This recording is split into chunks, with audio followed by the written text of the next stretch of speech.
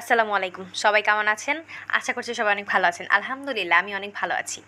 আজকে আপনার সাথে আমি ভিন্ন স্বাদের একটি মুরগির মাংস রান্নার রেসিপি শেয়ার করব। এটা হচ্ছে আমি ব্রয়লার মুরগি নিয়ে নিয়েছি। অনেকে ব্রয়লার বলে, পোলট্রি বলে। একেকজন একেক নামে বলতে পারে। সো আমি এই যে মাংসগুলোকে ধুয়ে নেওয়ার পরে এখানে আমি হলুদ দিয়েছি, লবণ দিয়েছি। আজকে আমি এমনভাবে রান্না করব যেটা রান্না করে আপনার বাসায় গেস্ট আসলে আপনি যদি খাওয়ান সে বুঝতেই পারবে না যে আপনি তাকে ব্রয়লার মুরগি খাইয়েছেন। তারপরে এই তো লবণ হলুদ দিয়ে দেওয়ার পরে গুঁড়ামরিচ দিলাম, পেঁয়াজ, আদা, রসুন, জিরা সব কিছু একসাথে পেস্ট করে রেখেছিলাম, ওই পেস্টটা আমি দিয়ে দিয়েছি। তারপরে এর মধ্যে দিয়ে দিলাম সস, মিনি প্যাক সস দিয়ে দিচ্ছি। আমার বাসায় সস বানানো ছিল, কিন্তু হচ্ছে হঠাৎ করে আমি রান্না করতে আসার পর আমার খেয়াল হলো যেটা আমার আগে থেকে বের করা হয় নাই।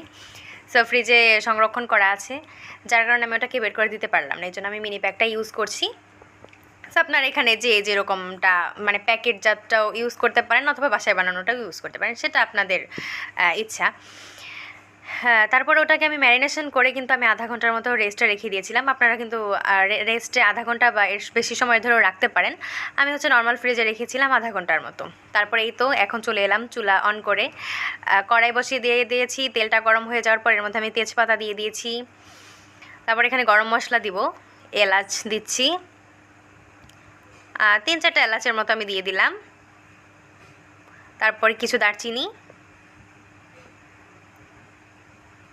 হ্যাঁ এই যে দারচিনি, এলাচ এগুলো দিয়ে দিয়েছি। এখন এটাকে একটু ভালো করে মেশাতে হবে, মানে একটু ফোড়ন জাতীয় আর কি, মানে ভাজতে হবে কিছু সময়।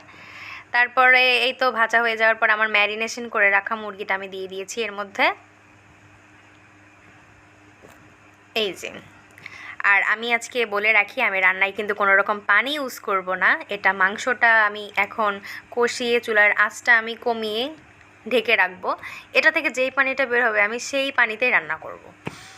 আর এই মাংস যদি আপনারা এই প্রসেসে যদি আপনারা রান্না করেন তাহলে এটায় তেলটা একটু বেশি দেবেন, কারণ যখন এটার মাংস থেকে যখন পানিটা বেরিয়ে আসবে, পানিটা শুকিয়ে যাওয়ার পর যেন তেল তেল উপরে ভাসে, ঠিক সেরকমভাবে। তো এই যে দেখেন অনেকটা পানি বেরিয়ে গেছে। তারপরে আমি এটাকে রান্না করেছি। আমার রান্না কিন্তু প্রায় কমপ্লিট। এখন শেষ পর্যায়ে আমি হচ্ছে এখানে কী দিলাম, ভাজা জিরার গুঁড়ো। এই দেখেন তেল কিন্তু বেরিয়ে গেছে, মাশাআল্লাহ অনেক সুন্দর হয়েছে। আমি এখন এখানে সার্ভ করে নিচ্ছি। সার্ভ করার পর আপনারা দেখতে পারবেন ফাইনাল লুকটা। আসলে আমি এখানে তেলটা অনেক বেশি পরিমাণে দিয়েছি, তাই অনেক ভালো আসছে। সবাই ভালো থাকবেন, আল্লাহ হাফেজ।